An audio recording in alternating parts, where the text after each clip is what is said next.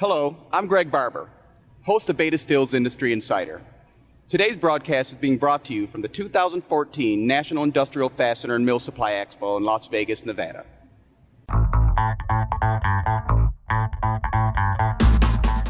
Today's first guest is Jim Bannister, co-owner of the National Industrial Fastener and Mill Supply Expo. Jim, congratulations on another successful show. Well, thank you, Greg. We're pretty proud of it. This being our 33rd show since we started it back in 1981. And we set a record with this show with 823 booths. That makes it the largest show that we've ever had in its entire history. Oh, that's fantastic. Well, Jim, what is the National Industrial Fastener and Mill Supply Expo, and what value does it bring to its exhibitors and attendees? The National Industrial Fastener and Mill Supply Expo originally began as just the National Industrial Fastener Show.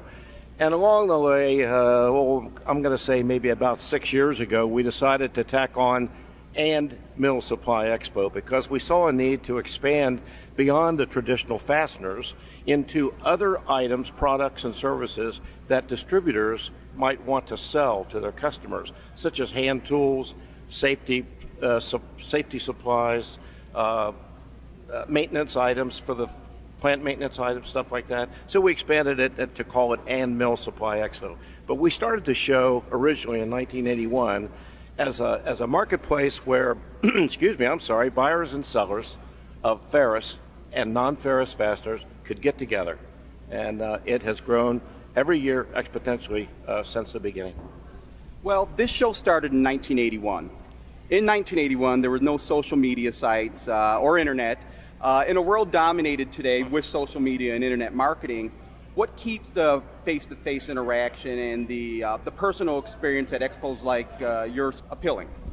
Well, that's a great question, Greg, and it's been talked about at various industry meetings such as the International Association of Exposition Management. People say, well, maybe the trade show's disappearing. Maybe it'll no longer exist because we've got all these virtual trade shows and Facebook and Twitter and LinkedIn and everything. But the fact of the matter is that people still like to meet people face to face and what they call press flesh. They like to shake hands and renew acquaintances, reaffirm relationships, and make new ones.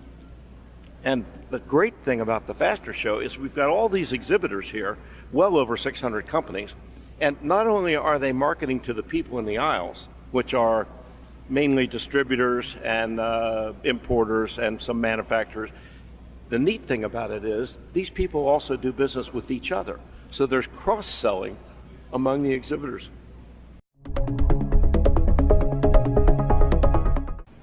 Jim, so what should we expect from future shows? Well, that's a great lead into what I'd love to say. We're going to be in this hall, Hall A, at the Sands Expo Center next year, 2015. But seeing the need for more space, exhibitors have already told us that they'd like to expand. Those that have one booth want two, those that have two want three, those that have three want four, and so on. So we're going to expand our footprint. We're going to move the show next door, right through that wall, into Hall B. And Hall B will afford us 1.5 times the space that we have in this hall. So we see the show growing, and not only in size, but in scope of the different products and services. We'd like to bring wire into the show because that's where fasteners begin. Fasteners are born as a wire, and then we make them into screws and bolts. So we're going to stay here and grow. Great. I hope you have found this segment of Beta Still's Industry Insider informative. We welcome any questions or comments you may have on our broadcast. If you'd like to be part of a future discussion panel, please contact us at Beta Steel.